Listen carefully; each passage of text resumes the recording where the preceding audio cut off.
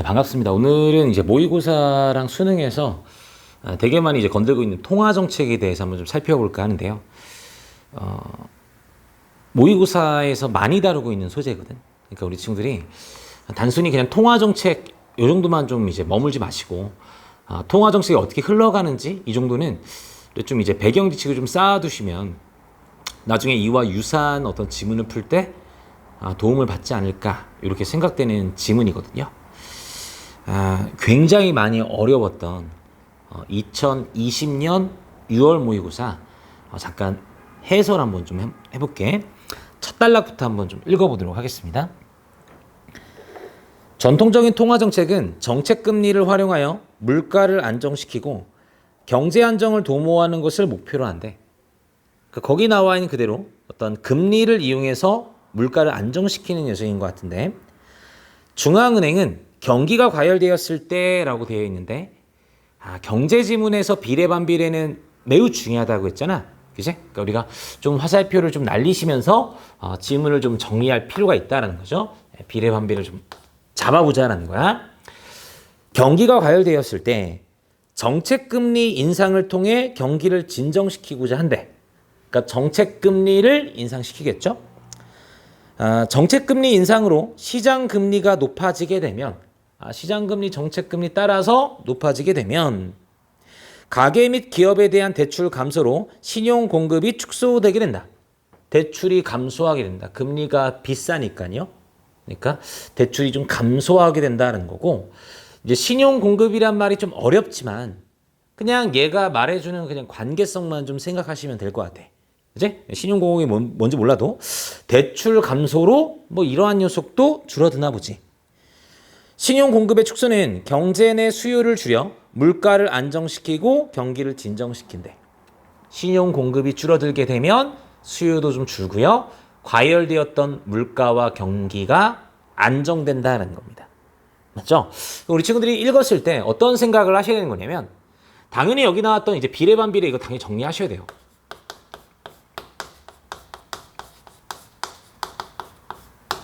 지문에다가 끄적끄적 하시던가 아니면 화살표를 날리시던가 하셔가지고 반드시 정리하셔야 되는 거고 또 한 가지 우리 그냥 넘어가는 것이 아니라 경기가 과열됐던 것이 이 경기가 다시 안정될 수 있었던 이유는 단순히 비례반비례가 아니라 뭐 때문에 지금 그렇구나라고 생각해요?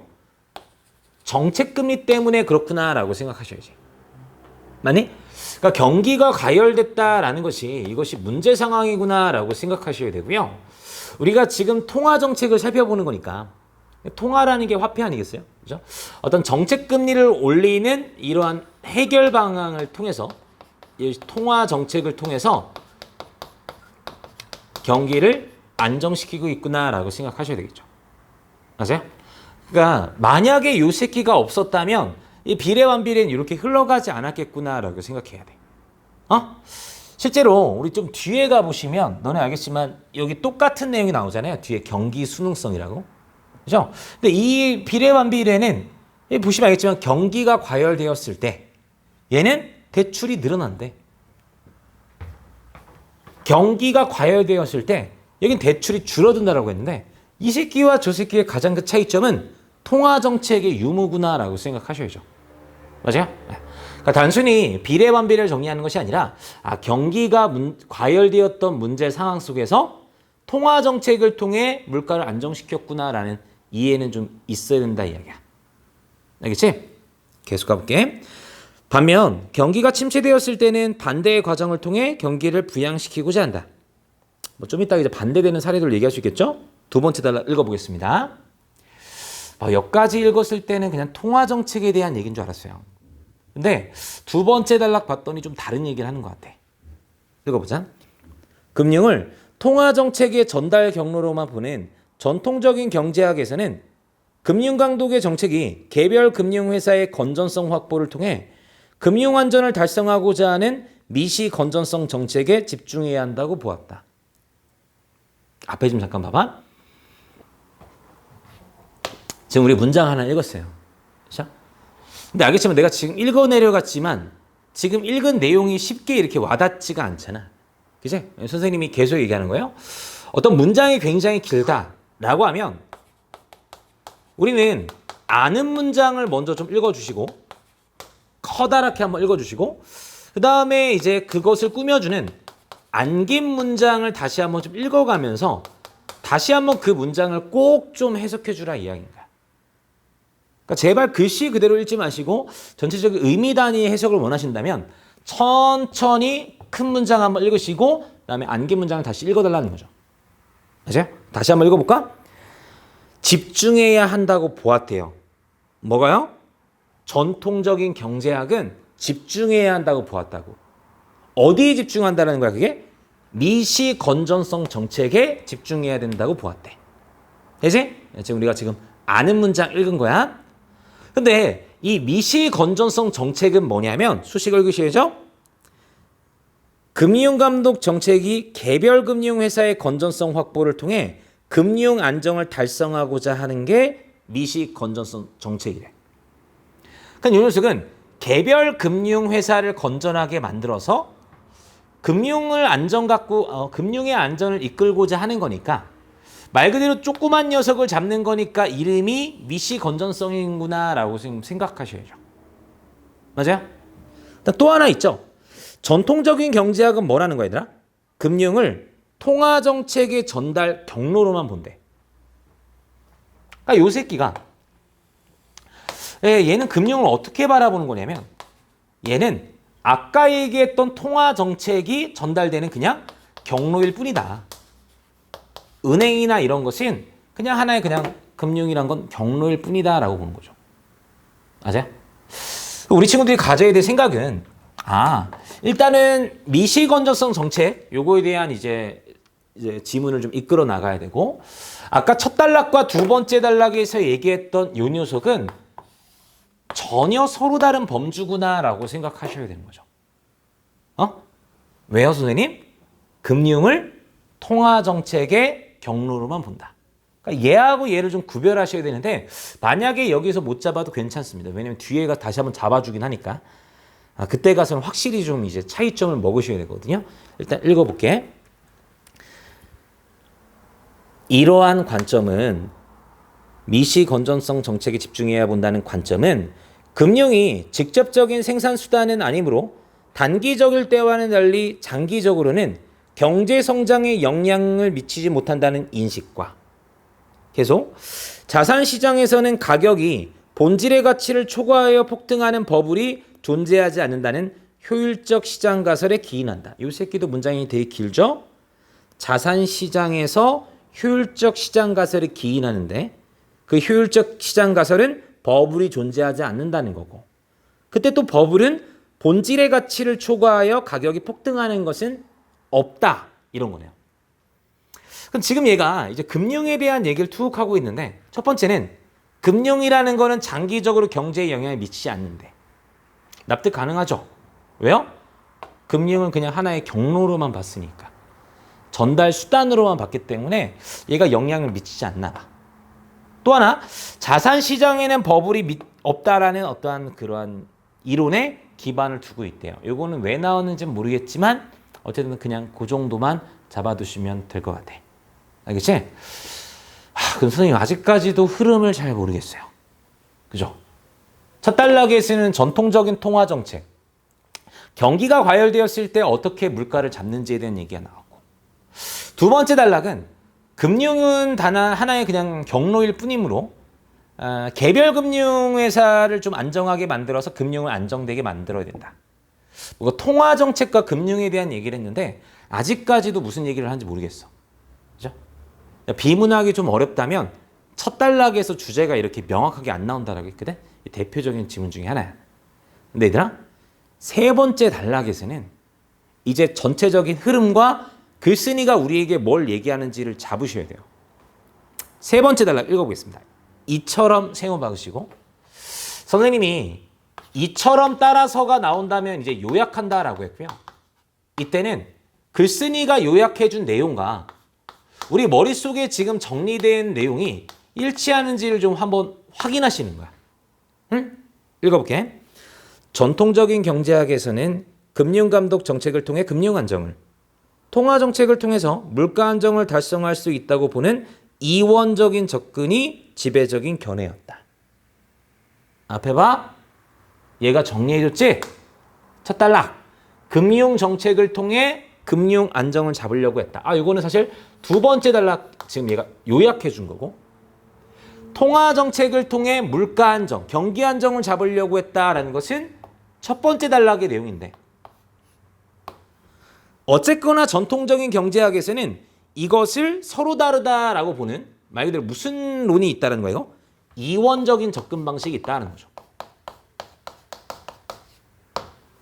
그러니까 우리가 첫 단락과 두 번째 단락에서 어떤 흐름을 못 읽었다면 여기서 정리해 주는 거 정도는 잡으셔야 되는 겁니다. 통화 정책은 물가 안정을 가져오고 금융 정책은 금융 안정을 갖고 온다. 그리고 이것이 완전 별개의 것이구나라고 해서 이원적으로 살펴보는 그것이 바로 전통적인 통화 정책인가 보다. 그런데 뒤에 그러나 글로벌 금융위기 이후 금융 시스템이 와해되어 경제 불안이 확산되면서 기존의 접근 방식에 대한 자성이 일어났다고요. 그럼 얘들아, 그냥 가시는 것이 아니라 일단 글로벌 금융 위기는 시간의 변화고 우리 친구들이 글로벌 금융 위기 이전과 차이점을 좀 생각하셔야 되는 거고요. 이제부터 흐름을 얘기하고 싶다는 거잖아. 글로벌 금융 위기 이유를 얘기하고 싶은 거고. 그다음 금융 정책이 금융 시스템이 와해가 돼가지고 경제 불안을 확산시켰대요. 그럼 아까도 얘기했지만 금융은 어쨌든 금융 안에 노는 거라고 생각했는데 요 새끼가 경제를 불안시켰다라고 해서 어떤 이원적인 접근 방식에 대한 자아성, 잘못됐다라는 것을 우리가 좀 읽어줄 줄 알아야 된다는 거야. 뒤에 보겠습니다. 이 당시 경기 부양을 목적으로 한 중앙은행의 저금리 정책이 자산가격 버블에 따른 금융 불안을 야기하여 경제 안정이 훼손될 수 있다는 공감대가 형성되었다. 얘들아, 거기 나와 있던 경기 부양 밑줄 한번 쳐볼래요? 혹은 저금리 정책 밑줄 박으시면 요 새끼가 아까 첫 단락에서 얘기했던 무슨 정책이 아닐까라고 생각해요. 통화 정책이잖아.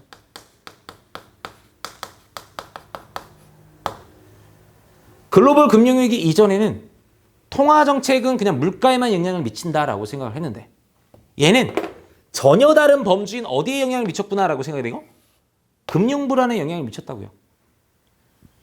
예전엔 이원적으로 살펴봤는데 이원적으로 살펴보면 안 된다는 걸 얘기하고 싶은 거야. 응? 계속 갈게. 또한 금융회사가 대형화되면서 개별 금융회사의 부실이 금융 시스템 붕괴로 야기할 수 있게 됨에 따라 금융회사 규모가 금융안전의 새로운 위험 요인으로 등장하였다. 얘들아, 이전에는 개별 금융회사가 안정되면 금융이 안정된다고 봤어요. 그죠? 근데 이 개별 금융회사가 부실을 했더니 이게 겁나 커졌나 보지? 지금 대형화됐다라고 했으니까. 이게 겁나 커져서 이게 부실하다 보니까 금융 시스템 자체가 완전히 뭐 한다는 거예요? 파괴된다는 거죠. 근데 이 새끼는 아까 얘기했던 개별 금융회사가 안정된다라고 해서 더 이상 금융이 안정된다라고 얘기하기는 좀 힘들다. 이거에 대한 까는 거죠. 그죠? 여기서 개별 금융회사 하나가 완전히 망가지게 된다면 전체적인 어떤 불안정을 가져오기 때문에 더 이상 개별 금융만 가지고는 얘기하기 좀 힘들지 않을까? 이런 얘기를 좀 잡으셔야 된다는 얘기인가. 알겠지? 지금 여기서 얘기했던 이 두 가지 이야기가 아까 전통적인 경제학에 어떤 걸 까는지를 보셔야 돼요. 첫 번째는 이원적인 입장 깐 거죠. 통화 정책이 금융을 영향을 미칠 수 있다. 두 번째, 금융은 말 들게 안 되죠. 금융은 개별 금융회사만 안정되면 된다라고 생각했는데 이 새끼가 겁나 커져가지고요. 이게 무너지면 시스템 자체가 무너져. 그러니까 이것에 대한 새로운 이제 고민거리도 생겼구나라고 생각하셔야 된다고. 그럼 너네도 알겠지만 여기서 문제 상황이 나왔기 때문에 이것을 어떻게 해결할 것인가라는 생각을 좀 가지시고 읽어보자 이야기인 거죠. 그리고 그 새끼가 주제가 아닐까라고 잡으시면 되는 거잖아. 선생님, 이 글은요. 첫 단락에서 어떤 주제문 얘기하는 그런 옛날식의 지문이기보다는 두 번째 단락이나 세 번째 단락에서 이제 화제를 얘기하고 글로벌 금융 위기 이후 그때를 기점으로 이제 어떻게 해결되는 거를 이제 살펴봐야 되는 지문인 거군요. 네, 많이 어렵습니다. 읽어보겠습니다. 계속 갑니다. 이에 기존의 정책으로는, 기존의 전통적인 경제 그런 정책으로는 금융 안정이 확보될 수가 없고, 개별 안정을 위해서는 물가 안정뿐만 아니라 금융 안정도 필수적인 요건임이 밝혀졌다. 경제 안정을 위해서는. 그 결과 미시 건전성 정책에 거시 건전성 정책이 추가된 금융 감독 정책과 물가 안정을 위해서는 통화 정책 간의 상호 보완을 통해 경제 안정을 달성해야 한다는 견해가 주류를 형성하게 되었다고요. 다시 이전과 차이점 보이니? 이전의 경제 안정은 그냥 통화 정책을 통해 잡으려고 했어. 근데 이제는 물가 안정 당연히 필요하고요. 그 다음에 이 금융 안정이라는 것은 이전에는 미시만 이제 좀 달았었는데, 미시에만 그치는 것이 아니라 뭐도 좀 같이 있어야 되는구나. 금융 시스템, 거시도 필요하구나라는 거죠. 개별 금융회사가 안정됐다라고 해서 더 이상 이제 금융이 안정됐다라고 보기 힘들다라는 거죠. 요 새끼 때문에. 하나가 너무 커져서 그 새끼가 무너지면 전체가 무너지기 때문에 이 거시적인 금융 시스템적인 측면도 좀 필요하구나라고 생각해야 된다. 맞네?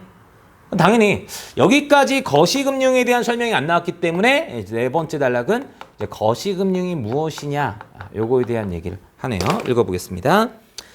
거시건전성이란 개별금융회사 차원이 아니라, 아까 두 번째 단락에 했던 저 새끼가 아니라 금융 시스템 차원의 위기 가능성이 낮아 건전한 상태를 말하고, 거시건전성 정책은 금융 시스템의 건전성을 추구하는 규제 및 감독 등을 포괄하는 활동을 말한다. 대비시키는 거 보이시죠? 아, 요 새끼는 미시와 차이점이 있어. 미시는 개별금융회사, 근데 거시는 금융 시스템이라고요. 계속. 이때 거시건전성 정책은 미시건전성이 거시건전성을 담보할 수 있는 충분 조건이 되지 못한다는 구성의 오류에 논리적 기반을 두고 있다. 또 크게 읽으셔야 되겠네. 안의 문장 전체적으로 읽어보시면 거시건전성은 구성의 오류에 논리적 기반을 두고 있대. 근데 그 구성의 오류는 뭐냐면 미시가 건전하다라고 해서 거시가 건전한 건 아니래. 그러니까 말 그대로 구성 요소가 건전하다고 해서, 개별금융회사라는 이런 구성 요소가 건전하다라고 해서 금융 시스템이 건전한 건 아니래.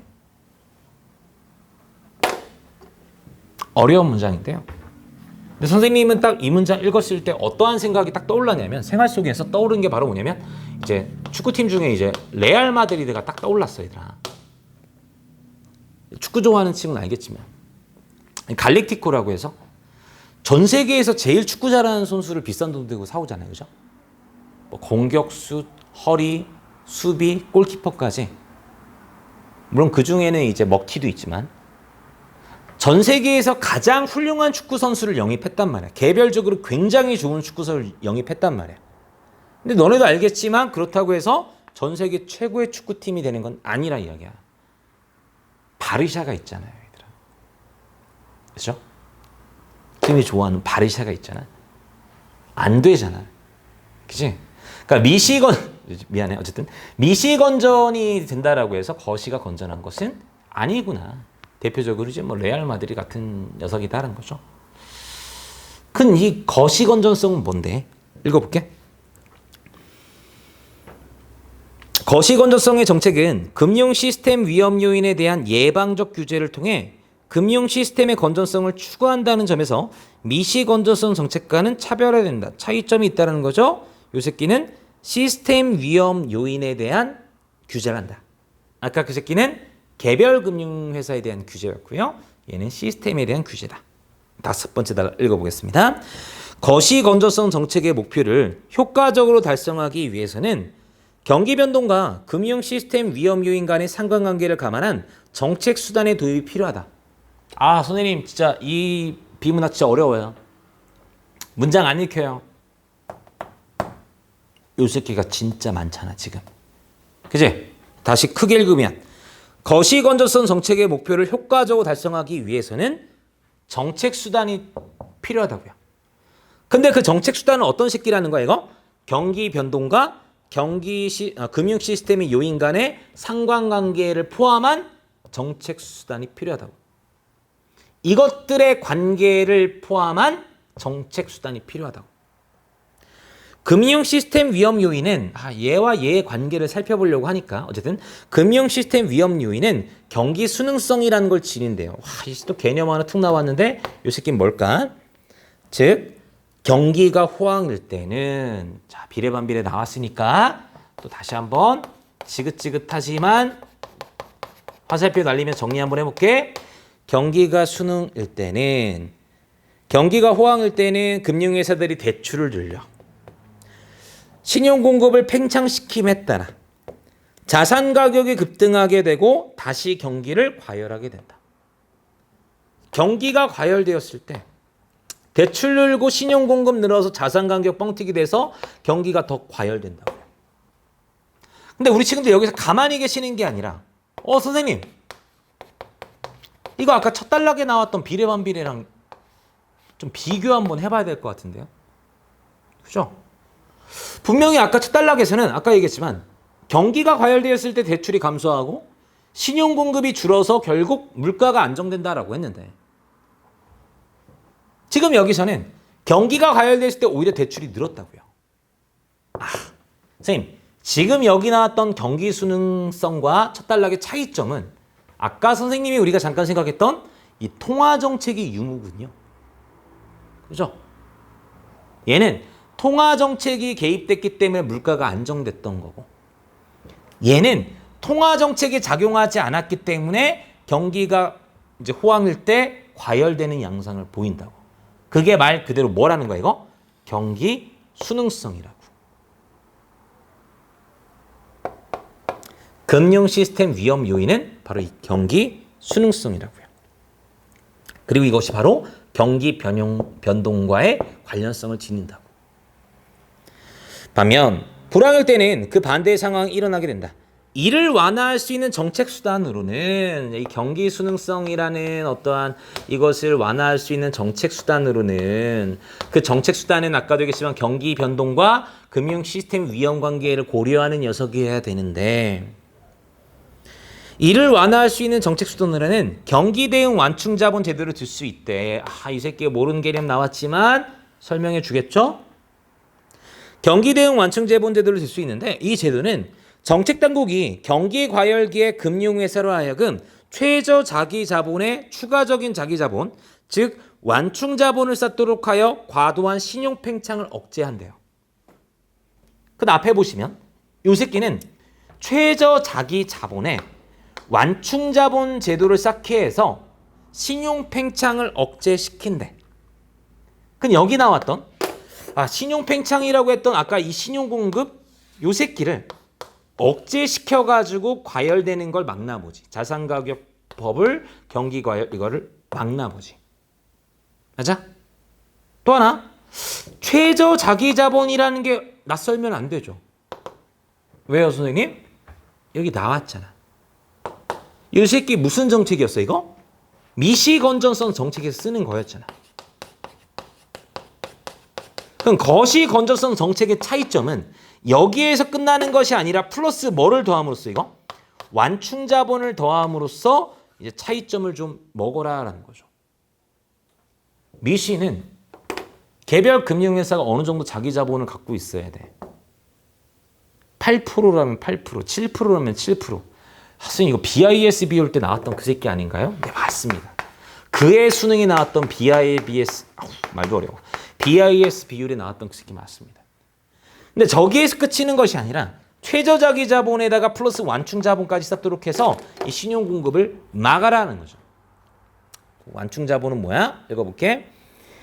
한편 적립된 완충 자본은 경기 침체기에 대출 자원으로 쓰도록 함으로써 신용이 공급되도록 한다. 이 완충 자본은 과열되었을 때는 신용 공급을 억제시키고 그 다음에 이 새끼가 경기가 침체되었을 때는 오히려 얘를 써서 신용이 공급되게끔 만드는구나. 앞에 좀 잠깐 볼게요. 많이 어려운 지문이었어요. 그죠? 많이 어려운 지문이었는데 우리 친구들이 이 지문을 읽으시려면 꼭 하셔야 되는 게 바로 뭐냐면 글을 읽어나가시면서 단순히 문제와 해결 지문이구나라고 생각하시는 게 아니라 범주가 달라졌구나라고 생각하셔야 돼요. 서술 대상이 바뀌었구나라고 생각하셔야 됩니다. 아까 분명히 이런 얘기했죠. 전통적인 경제학에서는 이원적인 입장을 갖고 있어서 금융과 통화정책을 좀 따로 봤다. 근데 이 새끼 따로 봤더니 막 경제가 불안하네. 그래서 금융위기 이후에는 어떤 일이 벌어졌다는 거야? 야, 이걸 좀 따로 보지 말자. 물가 안정도 필요한 거고 경제 안정을 위해서는 통화정책을 통한 물가 안정도 필요한 거고 그 다음에 금융 안정을 좀 같이 써야 되는구나. 이원이 파괴됐구나라고 생각하셔야 되고요. 또 하나는 이 금융 안정이라는 게 단순히 미시만 가지고는 안 되는구나.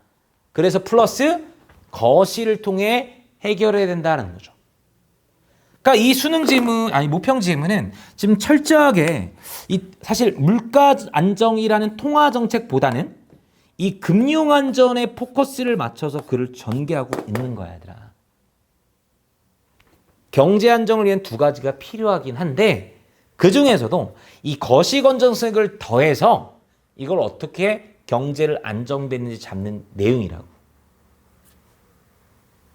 세 번째 단락, 네 번째 단락, 다섯 번째 단락은 어떻게 이 금융 안정을 보완해서 경제 안정을 잡을 것인가에 대한 얘기라고. 그렇게 범주가 좀 구체화된다면 너네가 보기 문제를 틀리지 않는다라는 거죠. 왜요, 선생님? 이 보기 문제는 얘가 금융의 어떠한 불안전한 요소를 해결한다라고 포커스가 가 있다면 이 다시 보기 문제 너네 보시면 알겠지만 요 새끼는 다시 어디로 이제 포커스를 두는 거야, 이거? 통화 정책에 포커스를 두는 거예요.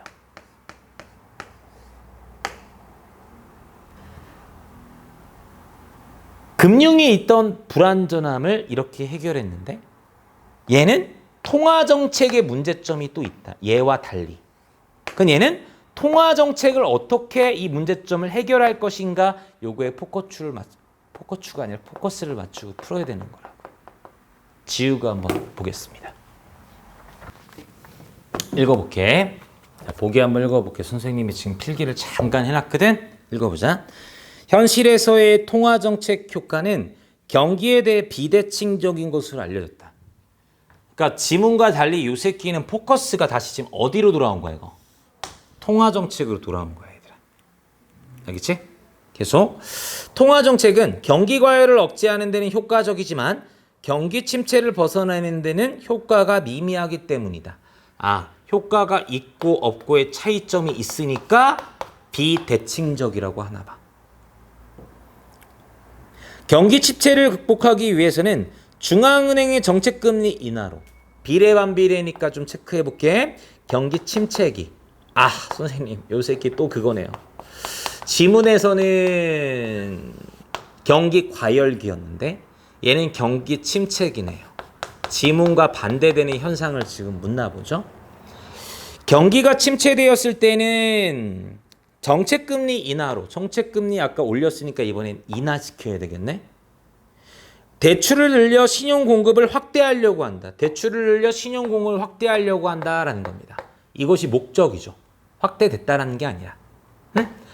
정책금리를 내려서 이렇게 하려고 했는데 신용공급을 늘려서 물가 안정을 가져오려고 했는데 뒤에 빨간 펜을 비추셔볼게. 그게 목적이지만 가계의 소비 심리가 위축되었거나 기업이 투자할 대상이 마땅치 않을 경우에는 이 조건이 나왔죠. 이런 조건이 나왔을 때에는 통화정책에 기대되는 효과는 나타나지 않는다. 그 기대되는 효과는 물가 안정일 텐데 요것은 나타나지 않는다고요. 오히려 확대된 신용 공급이 주식이나 부동산 등 자산 시장으로 과도하게 유입되어 의도치 않은 문제를 유발할 수 있다. 이 신용 공급을 늘리려고 했더니 경기가 안정되는 것이 아니라 오히려 자산 시장에 유입돼서 문제를 유발할 수 있다. 지금 말하고 싶은 거 통화 정책의 비대칭성. 경기 억제에서는 경기를 억제시키려고 할 때에는 그죠? 경기 침체. 경기를 억제하려고 할 때에는 효과가 나타나지 않는다. 그렇죠? 경기가 과열되어 있는 상태에서 억제할 때는 효과가 나타나지 않는다는 문제점을 얘기한 거라고. 아까 지문에서는 금융정책을 통해서 어떻게 이걸 보완하면 돼? 얘기했지만 이 새끼는 통화정책의 문제점을 얘기하면서 그것이 금융정책을 딱 거시건전성까지 통해서 이루어진다 할지라도 이루어지지 않을 수 있다고요. 왜요? 얘는 범주가 전혀 다른 통화정책의 문제점을 얘기하고 있으니까. 경제학자들이 경제 주체들이 경계의 상황에 대해 비대칭적으로 반응하기 때문에 나타난 이러한 현상을 끈 밀어 올리기라고 한다. 비유네요. 이게 뭔 말이야? 이는 끈을 당겨서 아래로 내리는 것은 쉽지만 위로 올리는 것은 어렵다는 것이다. 그치? 그러니까 과열되었을 때 당기는 것은 쉽다. 억제시키는 건 쉽지만 억제되었을 때 올리는 것은 어렵다는 거죠. 그래서 끈 밀어 올리기는 매우 어렵다. 그럼 이때 끈이라는 것은 어떤 경기 따위가 되는가 보다. 이게 어려운 이유는 금융정책 때문에 어려운 것이 아니라 통화정책 때문에 어렵다. 그럼 너네 3번과 4번 보겠습니다. 3번. 끈 밀어 올리기가 있을 경우, 여기 있을 때 경기 부양시키기 어려울 경우 경기 침체기에 금융 안전을 달성하려면 경기 대응 완충자보의 제도가 필요하겠다라는 건데 아까도 잠깐 얘기했잖아. 그치? 금융 안전을 달성하기 위해 경기 대응 완충제보 도입을 할 수도 있어. 하지만 그렇다라고 해서 끈 밀어 올리기 문제를 해결할 수 있다고 없다고요? 없다고요. 그 새끼는 이제 그냥 금융을 안정시키는 거고 통화정책의 또 다른 문제점인데 이것이 어떻게 해결되겠냐라는 겁니다. 정답은 3번이죠. 4번. 통화정책 효과가 경기에 대해 비대칭적이라면 요 새끼죠. 경기 침체기에는 정책금리 조정 이외의 방안을 도입할 필요가 있었다. 경기 침체기일 때는 올릴 때에는 이거 말고 통화정책 말고 다른 정책이 좀 필요하다라는 거죠. 1번부터 보겠습니다. 끈 밀어 올리기를 통해 경기 침체기에 자산가격 버블이 발생하는 경우를 설명할 수 있다. 끈 밀어 올리기를 통해 자산가격 버블을 얘기할 수 있다고? 아까 의도했던 새끼와 달리 소비 심리가 위축되거나 투자 대상을 찾지 못한다면 자산시장 유입된다라고 했으니까 법을 얘기할 수 있겠네. 2번. 현실에서 경기가 침체되었을 경우 정책금리 인하에 따른 경기 부양 효과는 경제 주체의 심리에 따라 달라질 수 있다. 그죠? 경기 인하의 어떤 이것은 요것에 따라 달라질 수 있다. 5번 가볼게. 통화정책 효과가 경기에 대해 비대칭적이라면 정책금리 인상은 신용 공급을 축소시킴으로써 경기를 진정시킬 수 있다는 거죠. 경기 과열엔 효과가 있다라고 했으니까. 그죠? 경기 과열엔 효과가 있다라고 했으니까 정책금리 인상은 거기 반대가 되는 거고요. 정책금리 인상하게 되면은 경기를 진정시킬 수 있을 것이다. 신용 공급이 반대로 축소될 거니까 얘는 괜찮다는 거죠. 얘는 괜찮고 얘가 힘들다라고 했으니까. 정답은 3번입니다. 왼쪽에 나와 있는 또 다른 보기 한번 보겠습니다. 얘는 이제 거시건전성이냐 미시건전성 정책이냐 이걸 이제 물어보는 보기가 되겠죠. 읽어볼게. 미시건전성 정책과 거시건전성 정책 간에는 운용에서 입장 차이가 존재하게 된다. 그죠? 얘는 개별 금융회사에 초점을 맞추는 거고 얘는 금융 시스템. 경기가 뭐뭐일 때 이거는 뭐가 들어가도 괜찮겠죠? 불황이나 호황일 때 뭐가 들어온지가 뒤를 보셔야 될 것 같은데 땡땡 건전성 정책에서는 완충 자본을 뭐뭐 한대요. 그럼 너네 알겠지만 미시 건전성 정책에는 완충 자본을 쓰지 않는다니까요. 뭐가 쓰는 거야 이거? 거시 정책성이 완충 자본을 쓰는 거잖아. 그럼 당연히 너네 알파벳 B에는 거시가 와야 되는 거고. 그 다음 A와 C는 너네 5번째 단락 가셔서 언제 사용하고 적립하는지 이제 비교하시면 될 것 같고요. 계속 읽어보겠습니다. 마지막 D 건전성 정책에서는 최소 수준 이상의 자기 자본을 유지하도록 하여 개별 회사의 건전성을 확보하려고 한대요. 개별 회사의 건전성 확보는 뭐밖에 없는 거야 이거. 미시 건전성밖에 없는 거잖아. 그러니까 당연히 알파벳 B에는 거시, 알파벳 D에는 미시가 되는 거고요. 너네 5번째 단락 보시면 완충 재본 언제 쓴대? 침체기에는 재원으로 쓰고, 그죠? 침체기엔 쓰고 그럼 과열기에는 뭐 한다는 거야 이거? 쌓도록 한다. 정립한다는 거죠. 침체기엔 쓰고 과열기엔 정립한다. 그럼 정답은 1번. 불황 침체기에는 이것을 쓴다. 완충제분을 쓴다. 이렇게 먹으시면 될 것 같아. 첫 번째 문제 빨리 한번 가보겠습니다. 나머지 문제는 근데 좀 쉽네요. 1번. 윗글을 통해 알 수 있는 걸 찾아라. 1번. 글로벌 금융위기 이전에는 1, 2, 3번 묶어볼까요? 글로벌 금융위기 이전엔 두 번째 답을 찾으시면 될 것 같고요. 이유는 세 번째 답을 찾으시면 될 것 같아. 이전에는 금융이 단기적으로 경제 성장에 영향을 미치지 못한다. 단기가 아니라 장기였고요. 얘는 하나의 그냥 수단으로만 봤다는 거죠. 2번. 글로벌 금융위기 이전에는 개별 금융회사가 건전하다고 해서 금융 안정이 달성되는 것은 아니라고 보았다. 아니죠. 얘는 안정된다고 보았어. 글로벌 금융위기 이전이 아니라 이후에 달성되지 않는다고 본 거지. 3번. 글로벌 금융위기 이전에는 경기 침체기에는 통화정책과 더불어 금융감독 정책을 통해 경기를 부양시키려고 해야 된다라고 봤다. 통화정책과 금융정책 같이 쓰려고 하는 것은 이전이 아니라 마찬가지 또 이후죠. 4번이네. 글로벌 금융위기 이후에는 세 번째 단락 이유고요. 정책금리 인하가 경제 안정성을 회복할 수 있는 요인이 될 수 있다고 보았다.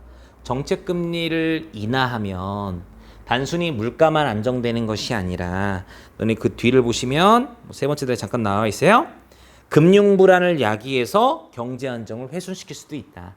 이것들이 서로 다른 범주지만 영향을 미칠 수 있다고 보았다.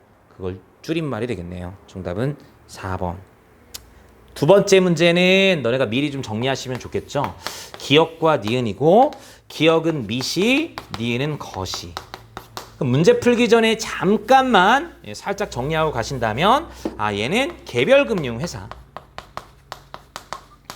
그리고 이 새끼는 금융시스템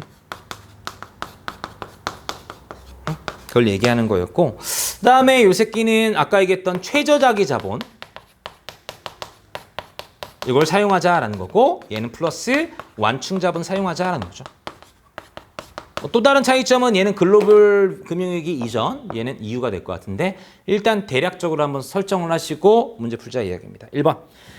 기업에서는 물가 안정을 위한 정책 수단과는 별개의 정책 수단을 통해 금융 안전을 달성하려고 했다. 그죠? 기업은 미시고 미시는 통화 정책과 금융 정책을 따로 봤기 때문에 물가 안정을 위한 정책 말고 금융 안정을 위해서는 금융 정책이 필요하구나. 2번. 니은에서는 것이네요. 신용 공급의 경기 수능성을 완화시킬 수 있는 정책 수단이 필요하다. 경기 수능성은 아까도 얘기했지만 문제점이라고 했지? 그것을 경기 대응 완충 자본을 통해서 해결한다고 했다. 3번. 기업은 니은과 달리 예방적 규제 성격의 정책 수단을 활용하여 금융 안전을 달성하려고 했다. 둘 다 예방적 성격이죠. 그렇죠? 말 그대로 최저 자기자본 갖도록 해. 미리. 이 새끼도 미리 좀 완충 자본을 좀 쌓아도 라고 해서 달리가 아니라 모두 그러려고 했구나 라고 잡으시면 될 것 같아. 4번 볼까요? 니은은 기업과 달리 금융 시스템 위험 요인을 감독하는 정책 수단. 얘는 금융 시스템이니까. 5번. 기업과 니은은 모두 금융 안전을 달성하기 위해 금융회사의 자기 자본을 이용한 그죠? 이거는 공통점이니까. 차이점은 완충 자본이니까. 여기까지 보시면 되겠습니다. 많이 어려운 지문이었고 이 지문이 수능날 현장에서 안 읽히는 이유는 아까도 얘기했지만 범주가 어떻게 흘러가는지를 보셔야 돼요. 통화정책과 금융정책을 나눴고 그래서 경제를 안정시키기 위해 이 금융정책을 좀 더 보완하는 방법을 지문에서 얘기했던 거고 보기에서는 다시 돌아와서 통화정책에 어떤 문제점이 있다. 그러면 금융이 아무리 안정돼 있다 하더라도 요것에 어떤 문제를 또 다른 문제를 유발할 수 있지 않을까 좀 나눠서 살펴볼 필요가 있는 매우 어려운 지문이었습니다. 또 한 가지 우리 친구들이 그냥 가지 마시고요. 얘들아. 여기 나왔던 통화정책에 나와 있던 이러한 흐름 정도는 사실 진짜 많이 쓰이는 거거든. 그러니까 우리 친구들이 이런 것들 같은 경우는 좀 쟁여둬서 좀 익숙하게 좀 봤으면 좋겠다. 경기가 과열됐어. 그럼 금리를 올리면 이자율 빵빵 뛰게 되면 화폐 가치 높아지게 되면 대출이 힘들 것이고 수요 줄어들어서 안정될 거다라는 이러한 내용은 선생님 그 프린트 앞에도 있잖아요. 그죠? 잘 정리한 거 보시고 정리했으면 좋겠습니다. 수고했습니다.